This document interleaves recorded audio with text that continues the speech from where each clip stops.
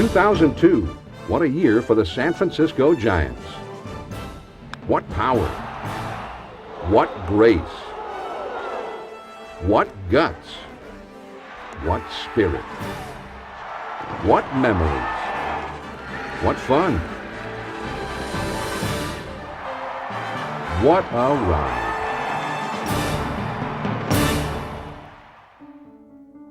It began with a jolt.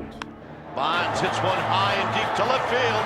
On the move is Jordan. This one is out of here. The hot question in March, after his record 73 home run season, could Barry Bonds do it again? Bonds, he hits it high. Another one out of here. The hot question in April, could he stay on pace for 100? And Dodger Stadium, they're on their feet. And I can't ever remember this. 7 home runs in 11 games launched the Giants to a 9-2 start. Out of here! We're going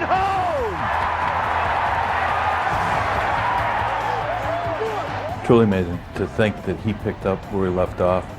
And I think early on, that type of success made teams realize that if they were going to get through a game or series with us, they'd have to change how they did business with him. Bell goes, Bonds down the left field line. This will be a long run for Jordan, and he is not going to get there. Here comes David Bell. He is rounding third, and this one is over. While Bonds was extraordinarily hot, the Giants' pitching staff was on a roll. San Francisco pitchers set a major league record by giving up only 9 runs over the first 8 games of the season. We came out smoking, pitched well. I think our first 4 or 5 guys all went into the 7th or 8th inning, and so that got us off to a good start. Kent's got it. He will throw, and there it is. San Francisco also began the year with newcomers at third base and in right field, and the steady play of David Bell and Reggie Sanders was a big reason for the Giants' solid start. Out at the plate. Sanders and Bell immediately showed that here are a couple of veteran guys that were going to really be good in the clubhouse and also fill slots in the lineup that needed to be filled. Pitching and defense were the keys to a 7-game winning streak at the beginning of May, and offense was coming from all corners. Hitting deep to left field. Back is done. Short hopping the fence. The Giants win it, taking the lead on the last swing of the game. Benito Santiago's bat came alive in May. More than that, his unique personality set a tone for the entire team. I think he's a fun guy, one of the best teammates I've ever played with. It's a game to him. Sometimes we get caught up in baseball as a job and as a pressure-packed thing, but it's a game to Benito, and he rubs off on everybody. And I think he was one of the major factors in our season. I think he felt like he did when he was younger. He had an aura about him that, he was going to be good this year, and he did. He went out and proved it. The Giants needed Santiago's gritty resiliency as much as they needed his clutch hits. At the end of May, 9 losses in 12 games to division rivals Colorado and Arizona left the team suddenly staggering. June opened with San Francisco in 3rd place, and the doubters were starting to make themselves heard.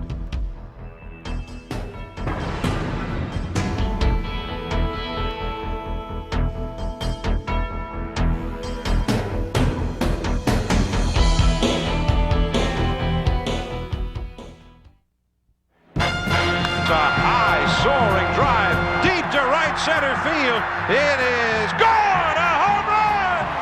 And that puts him past Harmon Killebrew. Another all-time great passed by Barry Bonds. Barry Bonds began the 2002 season in 7th place on the all-time home run list, but it wasn't long before he moved into the top 5. Barry Bonds passes Mark McGwire on the all-time home run list, 584. And Bonds hits a long one to deep right field. This one is a monster. It is out of here off the scoreboard. On June 5th in San Diego, Bonds took over 4th place from Frank Robinson. trailing now only Mays, Ruth, and Aaron.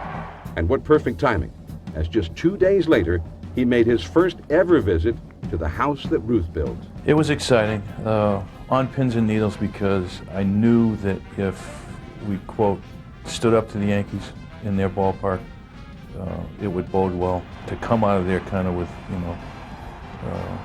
a feeling of expanding your chest, beating you on the chest a little bit, thinking that, this is the kind of team that you're going to have to face in the playoffs if you do get there. And it probably was a defining time, for our ball club. As usual, number 25 was at the center of the drama. The pitch, there's a long one to right field. Forget about it. This one is headed for New Jersey, high into the upper deck. Barry Bonds with a spectacular 3-run homer. And he has electrified Yankee Stadium. It's a show-stopping type of event. And I think a lot of people, while they root for the Yankees, came there to see if Barry Bonds could do something like that. And for him to do it in that type of atmosphere, which in my mind was a playoff atmosphere, not only was surreal, it was very exciting for everybody, involved, fan, general manager, the people in the dugout, both dugouts.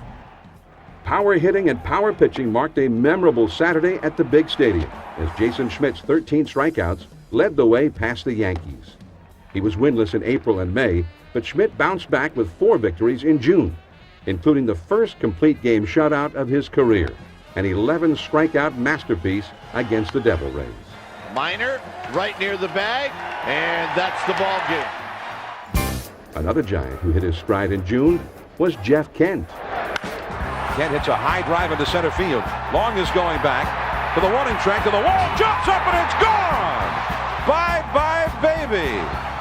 Kent finished May at a sluggish .260 with only 7 home runs. In June, he hit .414 and was named National League Player of the Month.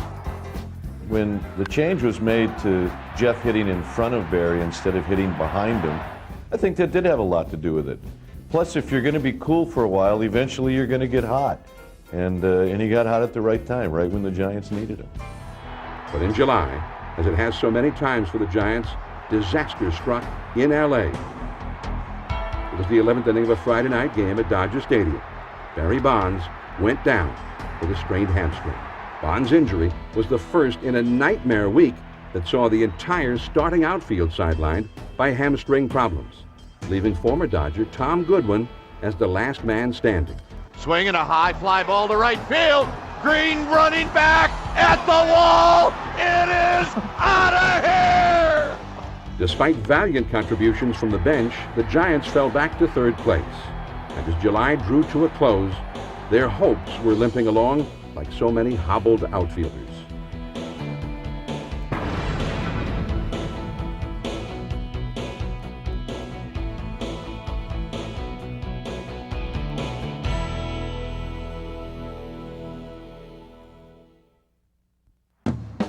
On July 28th, fans at Pacific Bell Park paid tribute to one of the amazing comeback seasons in baseball history, while on the same day, Brian Sabean was wrapping up a deal that would set the Giants' 2002 comeback in motion. We knew as things unfolded that one of our acute problems were that we didn't have a defining personality in the leadoff spot. Kenny Lofton had everything the Giants needed, starting with attitude. He brought us a cockiness, a swagger, all the things you need on a good ball club. Lofton, fly ball into left center field, hit pretty well. Going way back there and gone! The first pitch that Kenny Lofton swings at as a member of the Giants, he hits out of the yard. Some guys just know how to make an entrance. He's the type of guy that really plays bigger than his stature and does things on the baseball field that you expect from great players, and let alone him to be our everyday leadoff hitter as well as center fielder. It was a solidifying factor for everybody. He hits it hard. He hits it deep. This baby is out of here. 5-9-9. With Bonds back in the lineup and trotting towards 600 home runs, Rob Nen's pursuit of his 300th save drew far less notice. But on August 6th, Nen became only the 16th pitcher to reach that mark. Ball game. 300. The win also boosted the Giants into the wild card lead. Now it was time for fans to set themselves for yet another milestone. On August 9th, Barry Bonds aligned himself with the best who ever played. Swing and a long one. This one is way back. It is out of here. 600.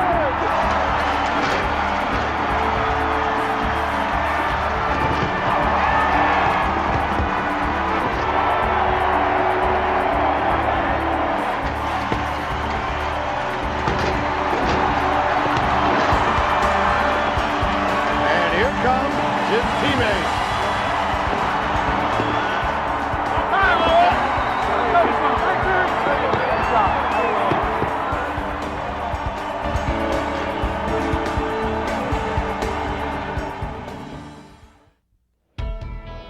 Then, as quickly as they had soared, the Giants' fortunes once again took a dip.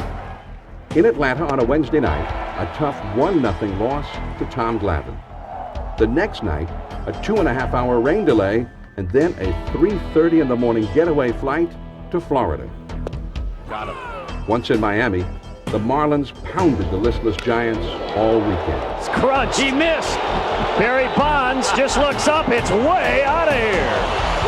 That was a tough time. I know the media was down, the fans were down.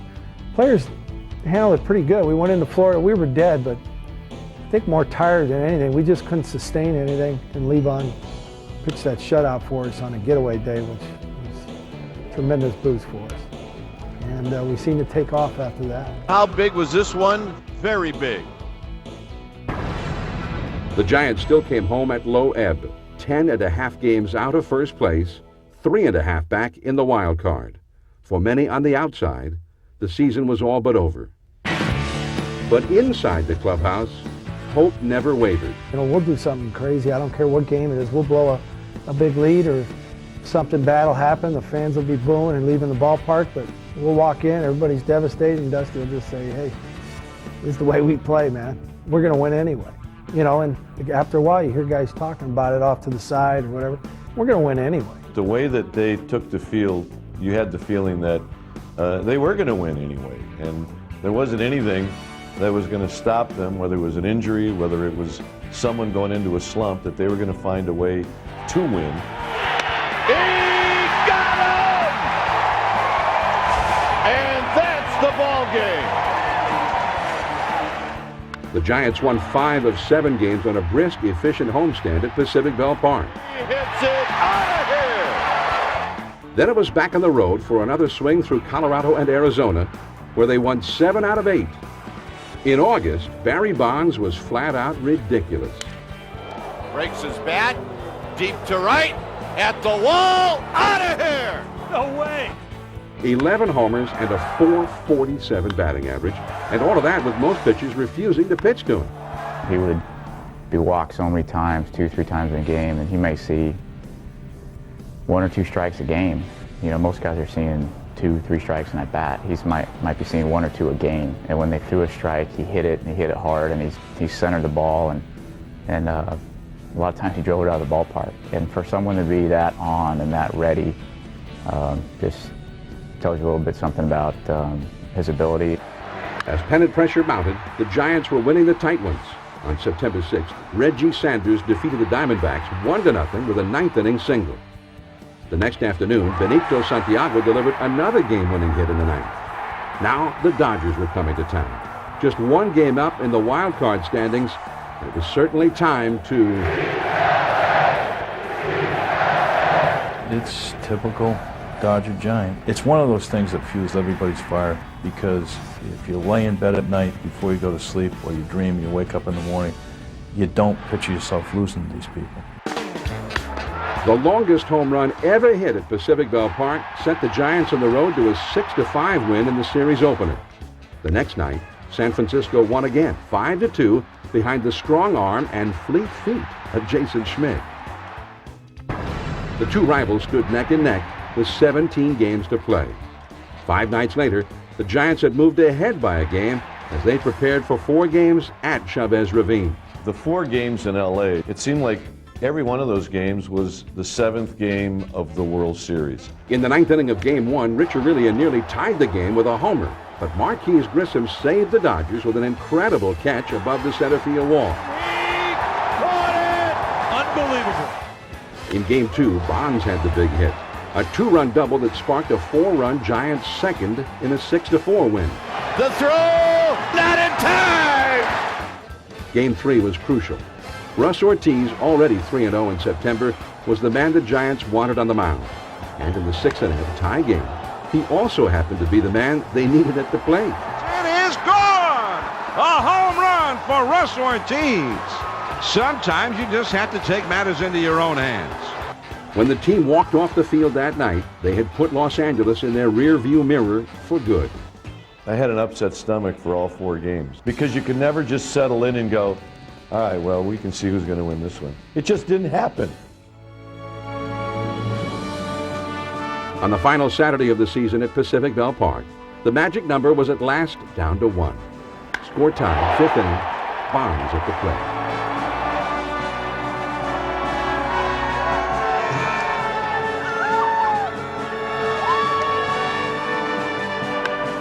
Later in the game, Tom Goodwin provided insurance with a key 2-out pinch hit.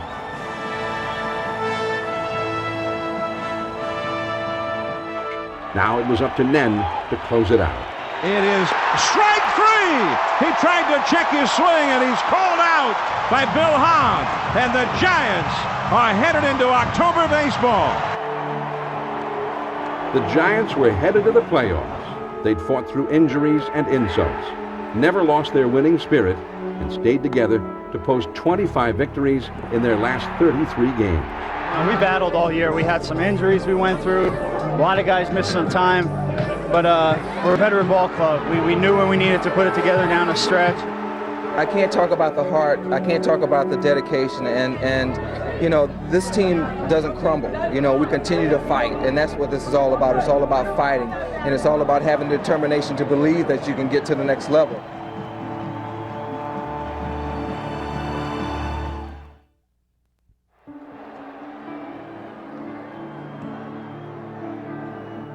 As the Giants opened the postseason, all eyes were on Barry Bonds.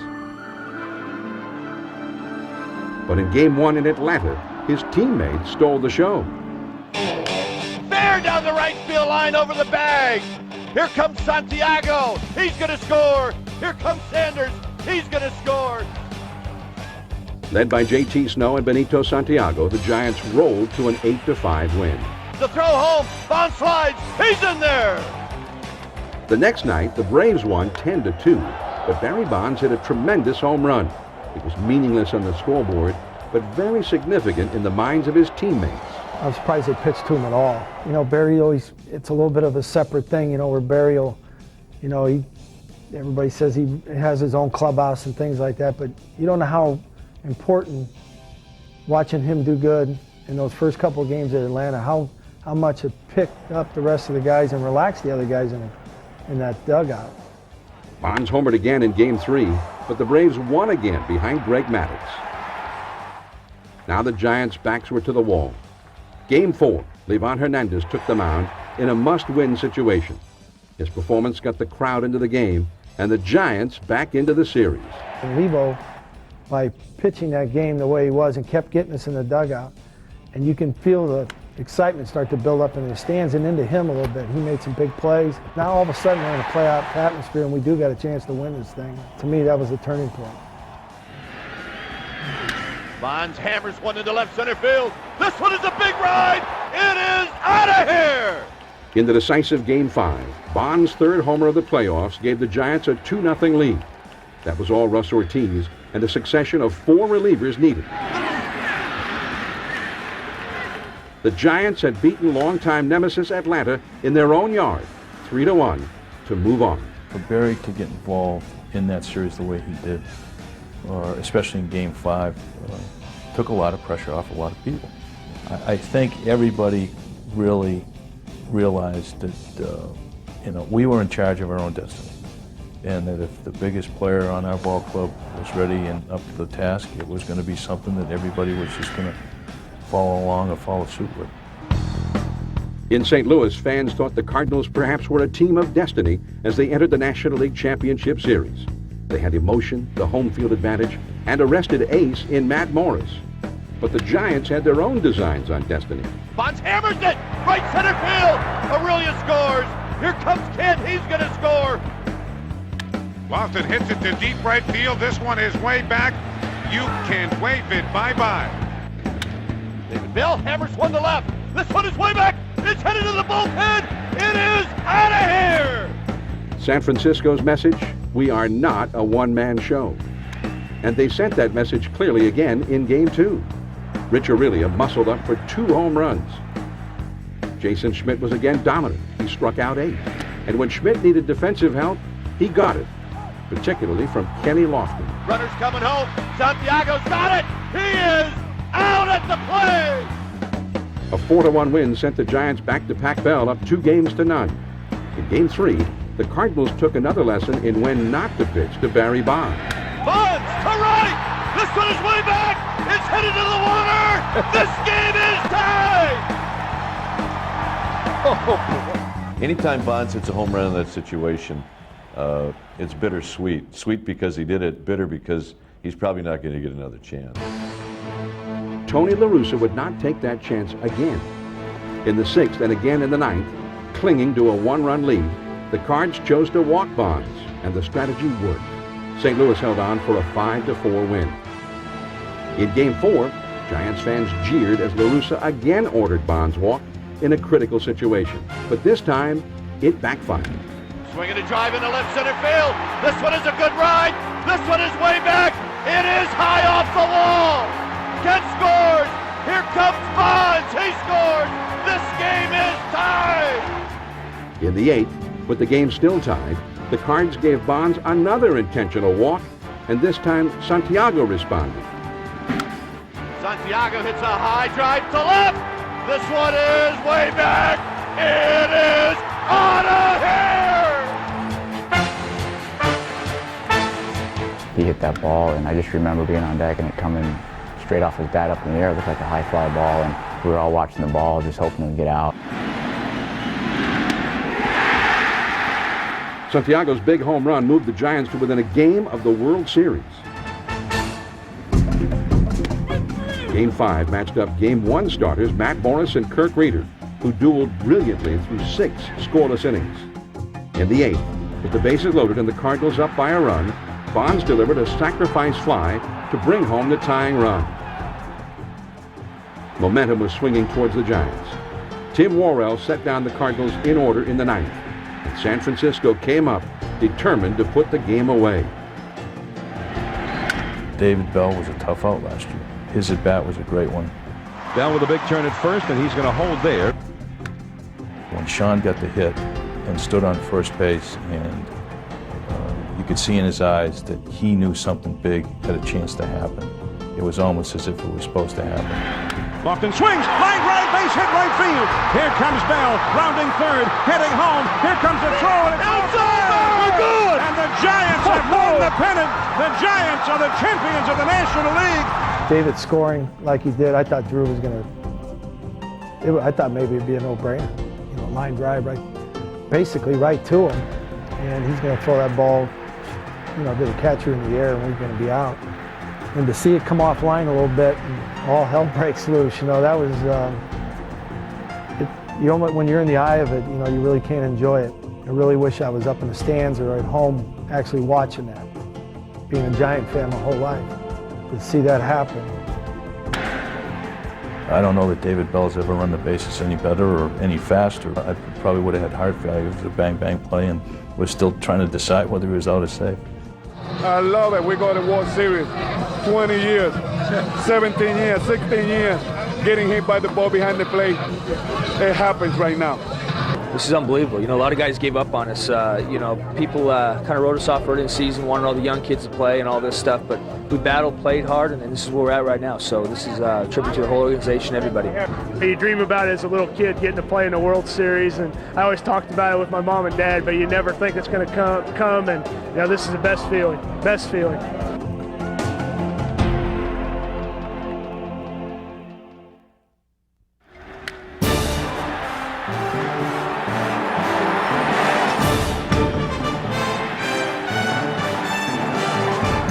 believe everybody in the clubhouse thought that we were going to the World Series to play Anaheim and we were going to win the World Series. I think the dynamic that took place early on and made it for such a great World Series is it turned out both teams believed that they could beat each other, and when that happens, it's a huge dynamic. We kept putting ourselves in a position to either have the greatest glory or to have a very hard crash, but that's what you want. But it was a hell of a team, and this place was like a zoo, like no other. It was fun. The outcome wasn't what we wanted, like I said. We were all pretty upset, but that's sports, that's baseball, that's life. You move on and you learn from it, and come back the next season ready to go. The National League champion San Francisco Giants will take the field in 2003 under new manager Felipe Alou. At Pacific Bell Park, now truly the home of champions, the ride will begin all over again. This one is way back. It is out of here.